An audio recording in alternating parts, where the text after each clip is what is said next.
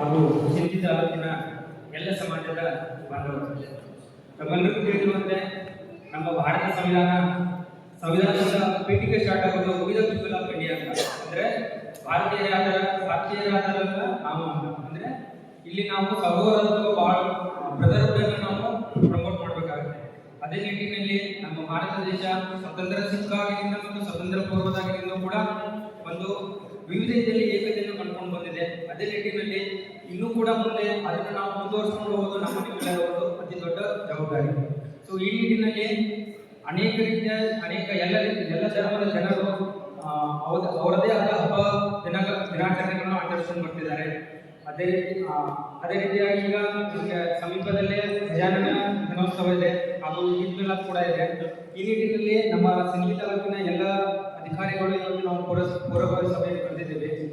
So ಈ ಸಭೆಯ ಮುಖ್ಯ ಉದ್ದೇಶ ಅಂದರೆ, ನಾನು ಸಿಂಪಲ್ ಆಗಿ ಹೇಳ್ಬೇಕಂದ್ರೆ, ಸ್ವಾತಂತ್ರ್ಯ ಅಂದ್ರೆ ಏನಂದ್ರೆ ನಮ್ಮ ಸ್ವಾತಂತ್ರ್ಯದಿಂದ ಇನ್ನೊಬ್ಬರ ಸ್ವಾತಂತ್ರ್ಯಕ್ಕೆ ಯಾವುದೇ ರೀತಿಯ ಧಕ್ಕೆ ಉಂಟು ಮಾಡಬಾರ್ದು.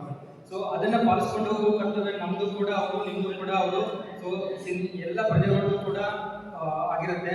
ಸೊ ಅದೇ ರೀತಿಯಾಗಿ ನೀವು ಕೂಡ ಆ ರೀತಿಯಾಗಿ ನೀವು ನಡ್ಕೋಬೇಕಾಗತ್ತೆ.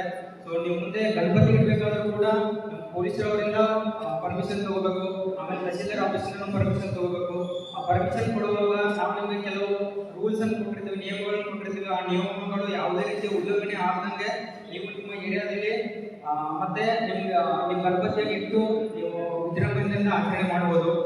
ಆಮೇಲೆ ಪರ್ಮಿಷನ್ ಇಲ್ಲದೆ ಯಾವುದೇ ಏರಿಯಾದಲ್ಲಿ ನೀವು ಗಣಪತಿಯನ್ನು ಇಡಂಗಿಲ್ಲ. ಆಮೇಲೆ ಪೊಲೀಸರು ಒಂದು ರೂಟ್ ನಿಮಗೆ ಅಲರ್ಟ್ ಮಾಡಿರ್ತಾರೆ, ನೀವು ಅಲರ್ಟ್ ಮಾಡಿದಂತ ರೂಟಲ್ಲಿ ನೀವು ಹೋಗಬೇಕಾಗತ್ತೆ. ಬೇರೆ ರೂಟಲ್ಲಿ ಹೋದ್ರೆ ನಿಮ್ಮ ವಿರುದ್ಧ ಕ್ರಮ ಕೈಗೊಳ್ಳಲಾಗುತ್ತೆ. ಆಮೇಲೆ ಅದರ ಮುಂಜಾಗ್ರತಾ ಕ್ರಮವಾಗಿ ಪೊಲೀಸರು ನಮಗೆ ಯಾರಾದರೂ ಮಿಸ್ಕ್ರಿಯೆಂಟ್ಸ್ ಅಂತ ಇರ್ತಾರಲ್ಲ, ಮುಂಚೆ ಯಾರಾದರೂ ಇಂಥ ಅಹಿತಕರ ಘಟನೆಯಲ್ಲಿ ಪಾಲ್ಗೊಂಡಿರ್ತಾರೆ, ಅವ್ರನ್ನೇ ನಾವು ಪಾಂಡವರಂತ ಮಾಡ್ಕೋತೇವೆ.